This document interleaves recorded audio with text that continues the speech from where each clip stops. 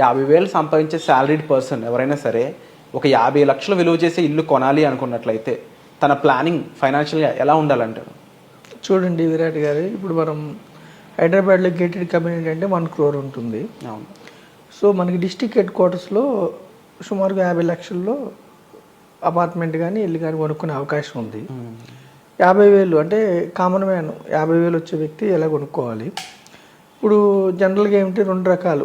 First వాళ్ళు వెంటనే కొనుక్కుంటే ఏమిటి, కొంచెం ఒక 6 years లేట్ చేసి కొనుక్కుంటే ఏమిటి అని మనం 2 చెప్తాము. ఫస్ట్ ఏంటి, సపోజ్ 50,000 వస్తుంది శాలరీ, 50 లక్షల హౌస్. సో 10 లక్షలు డౌన్ పేమెంట్ చేసాడు అనుకోండి, 40 lakhs లోన్కి వెళ్ళాడు అనుకోండి. 40 లక్షలు లోన్ తీసుకుంటే సుమారుగా 8.5% రేట్ ఆఫ్ ఇంట్రెస్ట్ అనుకుంటే నెలకు 35,000 ఈఎంఐ పడుతుంది 20 years పాటు.